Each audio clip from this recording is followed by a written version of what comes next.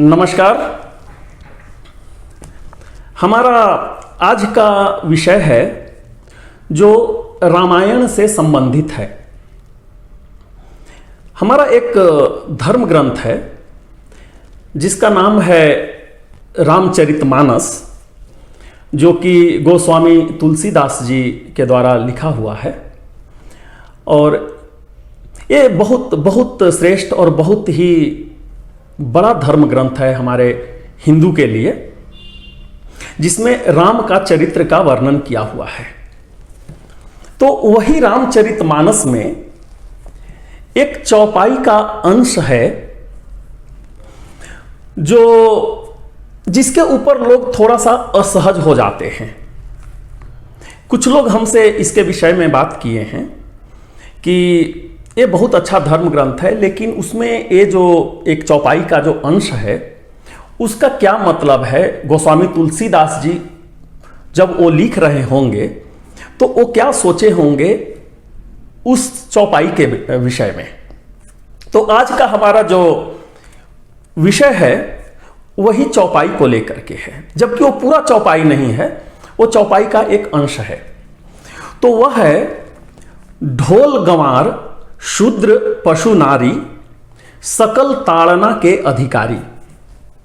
यह एक अंश है, लेकिन हम आगे बढ़ें उसके पहले हम आपको बतला देते हैं कि यह पूरा चौपाई आपको कहाँ मिलेगा। अगर आप ढूंढना चाहें, रेफरेंस लेना चाहें, तो ये हमारा धर्म ग्रंथ है श्री रामचरितमानस, और इसमें आपको सुंदर कांड में जाना है। टोटल 7 कांड है इसमें आपको सुंदर कांड में जाना है, और सुंदर कांड में जाकर दोहा नंबर 58 दोहा नंबर पे आपको जाना है, और उसके अंदर में चौपाई नंबर 3 आपको रेफर करना है। तो वो पूरा जो चौपाई है वो हम आपको पढ़कर सुना देते हैं कि प्रभु भल किन्ह मोही सिख दिन ही मर जादा पुनि तुम्हरी किन्ही ढोल गंवार शूद्र पशु नारी सकल ताड़ना के अधिकारी। तो इसमें जो चौपाई का जो अंश है कि ढोल गंवार शूद्र पशु नारी सकल ताड़ना के अधिकारी, अगर आप इस चौपाई को अगर आप देखेंगे तो पहला नजर में आपको ऐसा लगेगा कि इसमें जो 5 जिसके बारे में वर्णन किया हुआ है, ढोल गंवार शूद्र पशु और नारी, ये सब दंड देने के अधिकारी हैं। तो यहां पर यही लोगों के मन में असहजता है कि गोस्वामी तुलसीदास जी जो कि इतने बड़े संत थे, वो इस लाइन को कैसे लिख सकते हैं। ठीक है, कि जो पशु हैं नारी हैं ये सब दंड के अधिकारी हैं, कैसे लिख सकते हैं। तो उसके विषय में हम लोग अभी बात करेंगे। तो सबसे पहले तो आप ये समझ लीजिए कि ये तुलसीदास जी कौन हैं। ये कोई साधारण व्यक्ति नहीं थे, ठीक है, ये बहुत बड़े संत थे, और उन्होंने ही ये मतलब रामचरितमानस का जो धर्म ग्रंथ है उसको उन्होंने लिखा है। और आप ये समझ लीजिए कि वे इतने विद्वान थे कि वे कोई ग्रामर या व्याकरण जो है उसको वो फॉलो नहीं करते थे, बल्कि व्याकरण जो है उनको फॉलो करता था।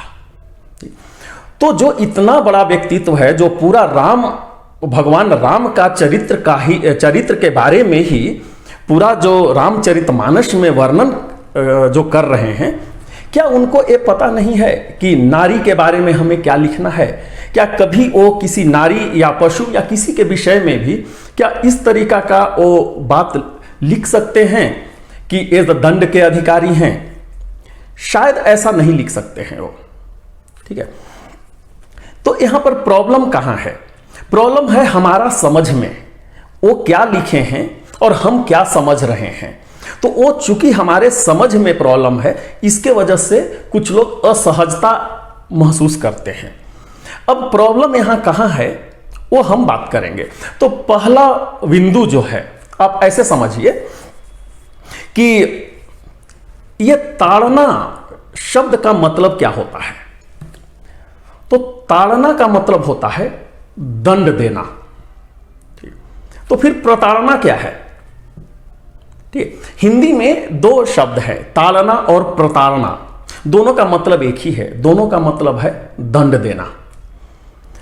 तो कहीं ऐसा तो नहीं है कि जब ये रामचरितमानस जब लिखा गया होगा करीब 450 साल पहले, ठीक है, सैकड़ों साल पहले ये लिखा हुआ है, तो कहीं ऐसा तो नहीं है कि उस समय ये ताड़ना शब्द न रहा हो, हिंदी में प्रताड़ना शब्द ही रहा हो, बाद में ये अपभ्रंश हो करके प्रताड़ना को ताड़ना बोलना शुरू कर दिया हो। ये पॉसिबिलिटी है, ऐसा शायद हो सकता है।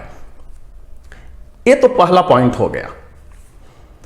अब दूसरा देखिए इसमें कि अगर हम थोड़ा देर के लिए ये हम मान भी लेते हैं कि जब रामचरितमानस लिखा गया होगा उस समय आपको एक ताड़ना शब्द भी रहा होगा हिंदी में, जिसका मतलब है दंड देना। तो जब आप ये चौपाई पढ़ेंगे, इससे कहीं भी उस तरह का वर्णन नहीं निकलता है, ऐसा मतलब नहीं निकलता है कि पुरुष जो है वो नारी को दंड देने के विषय में बात कर रहा है। ठीक है, ये उल्टा भी तो हो सकता है कि ये जो नारी हैं वही पुरुष को दंड देने के अधिकारी हैं, या और जो 5 लोग हैं वही लोग जो हैं दूसरे को दंड देने के अधिकारी हैं, क्योंकि यहां पर लिखा हुआ है सकल ताड़ना के अधिकारी, ये सब जो हैं दंड देने के अधिकारी हैं। यहां पर कहीं ऐसा वर्णन नहीं है कि पुरुष जो है वो नारी को दंड देने का अधिकारी है, ऐसा नहीं है। नारी भी पुरुष को दंड देने के अधिकारी हो सकते हैं।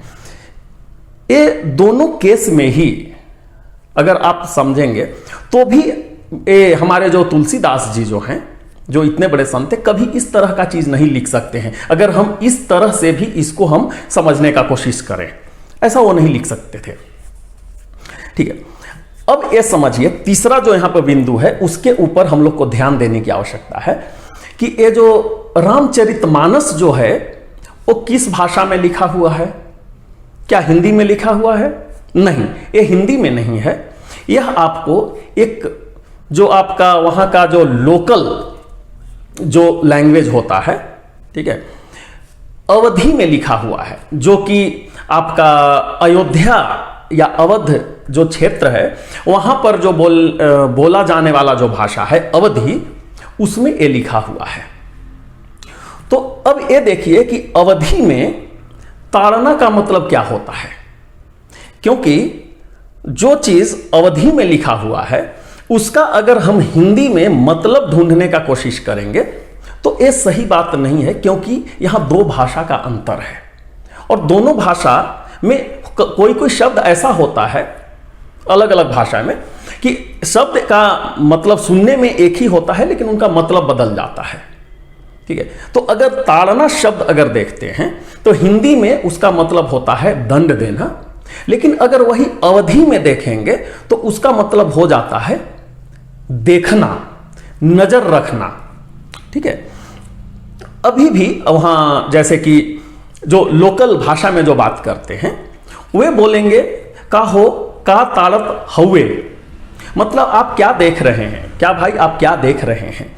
तो ताड़ना का मतलब कभी भी अवधि में आपका दंड देना नहीं है। तो अगर ये सब चीज, अगर ये 3-4 जो बिंदु अभी जो हम बात किए उसके ऊपर अगर आप ध्यान देंगे तो आपको साफ नजर आएगा कि ये जो ताड़ना जो शब्द है, ये जो ताड़ना जो शब्द है उसका यहां पर चौपाई में कहीं ये मतलब नहीं है दंड देने का, जिसके विषय में लोगों को मतलब थोड़ा सा असहजता महसूस हो रहा है। तो ये सब तो हम अभी वर्णन कर दिए कि इस चौपाई का क्या मतलब है। अब आप यहां एक और बिंदु समझ लीजिए कि एक किस संदर्भ में बोला गया है, क्योंकि कभी कभी ऐसा होता है कि जब अगर आप एक वाक्य अगर आप बोलते हैं या वाक्य को समझने का कोशिश करते हैं तो उसका मतलब कुछ और होता है, लेकिन जब अगर आप पूरा का पूरा एक मतलब ब्रॉड मतलब बड़ा परिदृश्य में अगर आप देखते हैं उसको, ठीक है, एक कहानी के रूप में अगर आप देखते हैं, कहानी के साथ में अगर उसको आप देखते हैं तो वही जो वाक्य है उसका मतलब बदल जाता है।